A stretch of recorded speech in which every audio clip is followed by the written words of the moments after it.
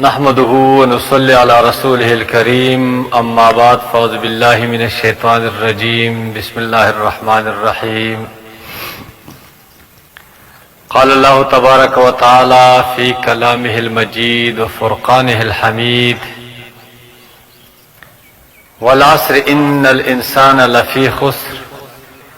إلا الذين آمنوا وعملوا الصالحات وتواصوا بالحق وتواصوا بالصبر والعصر فزمانے دی زما قسمی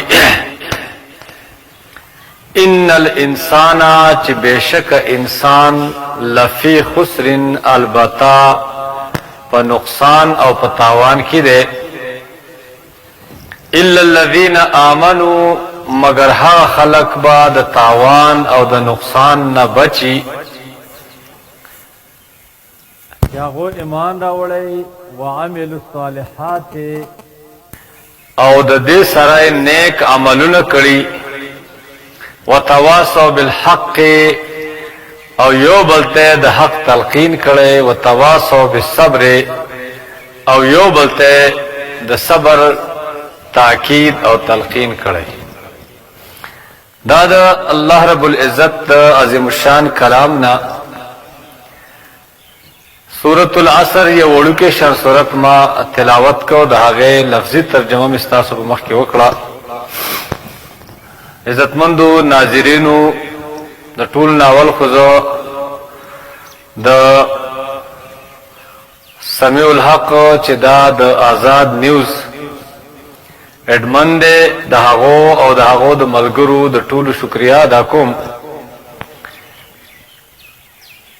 او بیا ټول ناظرین ته اوریدونکو ته دا درخواست کوم چې زه یو څو معروضات ستاسو په مخ کې وړاندې کوم که په دې کې څه صحیح خبره وشي نو دا به د الله په توفیق او که څه غلط خبره یا خلاف یعنی د مناسب نه د موقع مناسب نه نو هغه زما د کوتاهی او د کم علمي خبره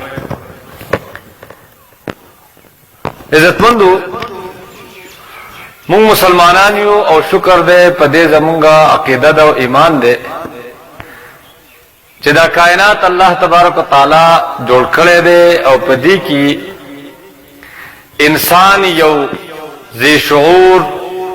او یو عقلمند مخلوق پیدا کړی دی او د دې انسان د هدایت لپاره الله تبارک وتعالى د ازلنا د هدایت او د رهنمایي یو وسیع سلسله د انبیاء په ذریعہ باندې او د کتابونو او د صحیفو په ذریعہ باندې دا جاری کړی و او د دې آخري کړی او آخري کتاب قرآن مجید د الله رب العزت د برگزیدہ او عظیم پیغمبر نبی صلی الله علیه وسلم باندې نازل شو او دا زموږ د پاره آخري هدایت نامه ده عزتمندو دا قرآن الله تبارک وتعالى زموږ د هدایت د پاره را لګره دي ان شاء الله کا الله تا منظور وانه د قرآن په فضیلت او د قرآن په اهمیت باز بیا درس کوما خنن صرف دا خبره کوم چې زمون په الله ایمان دې او په دې ټولو کتابونو په انبیاء ایمان دې چې څه شو دي نو دام د الله طرف نه دي سکیږي نو دام د الله طرف نه دي او په مستقبل کې او په قیامت کې چې سکیږي نو دام د الله تعالی طرف نه دي لہذا نن سبا چې کم یو غټه ایشو دا برن ایشو یا د ټولو نه زیاته د موضوع ورد چې کوم خبره ده چې خلک په دې باندې خبره کوي نو هغه د کرونا وائرس په حواله سره عزتمندو زه اول دا خبره کومه چې کوم د طب ماهرین دي د میډیکل ماهرین دي او هغه په دې حواله سره کوم هدایات مونږ ترا کړی دي نو حتی الوسع د هغه خیال ساتل پکار دي د صفای خیال ساتل پکار دي په کورونو کې خپل ماشومانو ته دا هدایت ورکول چې هر وخت کې بار بار خپل لاسونه په صابون یا په ډیټول یا چې کومه ده چې کوم دوايي دلته زموږ مرګورو جوړه کړې ده باغې باندې لاسونه وینځي او د دې سره سره څنګه چې ماهرین دغه طب او د میډیکل وای ډاکټران وای چې ډېره غنه جوړوي او دارنګي دیو بس سره ډېر ملاويږي مو دارنګي اجتماعات او د ودونو د تقریباتنا اجتناب وکړي په دې ورځو کې بهرحال چې څومره هغه هدایت راکړي نو دا په خپل ځای صحیح دي ځکه چې دا د هغه موضوع ده او په دې کې هغه مهارت لري د هغه ایکسپرت وزبا په دې حواله سره هم خبر وکم چې دا انسان الله تعالی پیدا کړی دی نو د دې پالنه هم دا الله تعالی په ذمہ ده دته د رزق ورکولو د حفاظت کولو تر څو پورې چې دا انسان د الله تعالی تابعداري د الله تعالی د احکامو او د الله تعالی د نبی صلی الله علیه وسلم د تعلیماتو دا هغه تابعداري کوي نو کدی انسان ته نقصان هم رسی څنګه چې په حدیثو کې راځي چې د مسلمان خډیر عجیب شان دی کله ته تکلیف ورسی صبر په وکي نو دا د لپاره هم د اجر او د ثواب باعث تر دې پورې رسول الله صلی الله علیه وسلم فرمایي چې یو کس تا یو مسلمان تا یو بنده تا دومره تکلیف ورسی چې د په خپل کې غنه لاړ شي نو پاغه وته الله تعالی اجر ورکړي نو موږ په دې باندې زموږ عقیده ده او زموږ ایمان ده چې موږ په دې باندې صبر وکړو البته احتیاطي تدابیر وکړو کم څه چې موږ ته ویل کېږي داغه به خیال ساتو خو کدا موږ چې موږ بس احتیاط وکړو او موږ دا هر څه وکړو نو موږ د دې نه هر څه نه بچو نه بلکې چې انسان د هر درنا د هر زینا مایوس شي نو بیا الله تعالی ته چې کومه ده الله تعالی در چې کومه چره نه بنديږي الله تعالی ته رجوع کول پکار دي نفلونه کول پکار دي توبه استل پکار دي د قران د تلاوت اهتمام کول پکار دي زما ټول مسلمانانو ته ناظرینو ته دا عرض ده چې د قران د تلاوت داسې اهتمام وکړي په کورونو کې چې کوشش وکړي چې روزانه نه کېږي نو چې په 2 ورځې کې تاسو د ټول کور د نوجوانانی زامن دي بچي او کور والا ټول دا تاسو راجمع شي او دارنګي د قران د تلاوت د قران د ختم اهتمام وکړي دارنګي که په 2 ورځو کې کېږي که په 3 ورځو کې کېږي نو دا وکړي او دارنګي کدا نشه کولای نو کم از کم د سورته یاسین ختم هر ماخام یا هر د سحری یا چې سټم تاسو ته مناسبي د هغه د پاره نو پاغي کې تاسو د سورته یاسین ختم کوئ او بیا ورسره ابل یو کس یو عالم په واتس اپ باندې خپل دغه تجربه لګړي و چې د سورۃ الجاسیه د 15مې سپاره آخري سورۃ دا د ماخام د مانځنه پس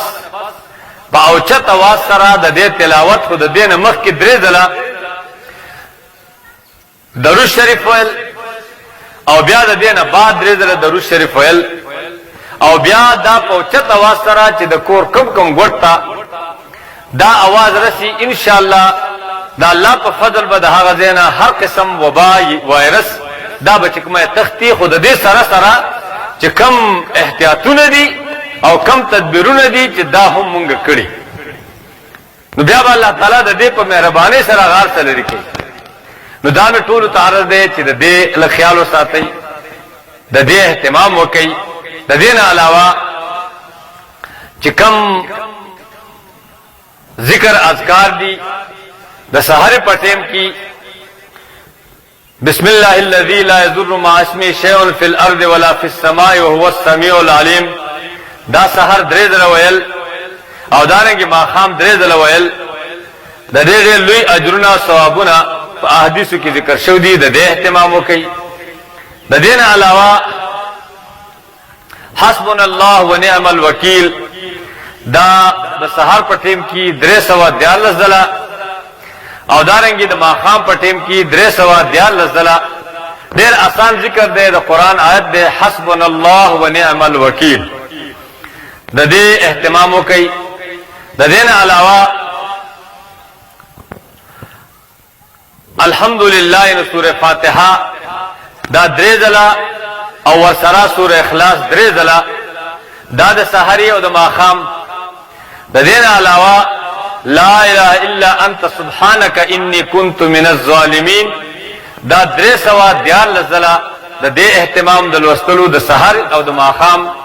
د دې اهتمام کول پکار دي او د دې نه علاوه رب انی مغلوب فانتصر دا 314 ځله رب انی مغلوب فانتصر رب انی مغلوب فانتصر د دې اهتمام 314 ځله سحر او 314 ځله ماخام دا کول پکار دي او سره د رب انی مغلوب رب انی مسنی الضر وانت ارحم الراحمین د حضرت ایوب علیہ السلام دعا چې هغه باندې څومره مصیبتونه راغلیو او الله تعالی د هغه نه ټول مصیبت دا لري کړو په خپل فضل مهرباني سره نو دا هغه دعا دا دام ویل پکار دی کوشش کول پکار دی رب انی مسنی الضر وانت ارحم الراحمین کدرې سو دیال نزل شین دا ډېر خی او د دین علاوه یا حی یا قیوم 41 مرتبه دا د سحری او د بیگا ویل دا ذکر اذکار کول پکار دی او نتیجه په الله تعالی پر خودل پکار دی څومره احتیاطونه چې دي څومره تدبیرونه چې دي دا د انسان په وس کې دي او په دې کې اثر اچول او په دې کې د zarar نه د بچ کېدو یعنی برکت اچول دا د الله تعالی کار دی مونږ مسلمانان یو او مونږه الله تعالی خپل ځان سپارل پکار دي احتیاطونه په خپل ځای کوو او کوم غواړي چې ما خلاصونه موینځل او ما دا چل وکاو ما هغه چل وکاو او بیا زه د هر څه نه به بچم نه دا به هم کې او الله تعالی ته رجوع هم کې دې سره سره یو بل خبره هم کوم چې عزتمندو کومګه صرف د لاسونو د وینځلو او دارنګي د صفای د خیال ساتلو او دارنګي د سحر او د ماخام د دې ذکر اذکار د دې اهتمام وکړو او دا وایو چې را مونږ د هر څه وباګان نخلاص شو نو دام نشي کېده وجه دا ده چې کوم دروغ وایو مونږ چغلی کوو مونږ غیبت کوو دکانداران چې کومه دین نن سبا ډېر په افسوس سره دا خبره چې دکاندارانو ذخیره اندوزي شروع کړې ده د وړو چې کومه دین سٹاکونه شروع کړل دي او دارنګي د چینو سٹاکونه شروع کړل دي مثلا 450 روپے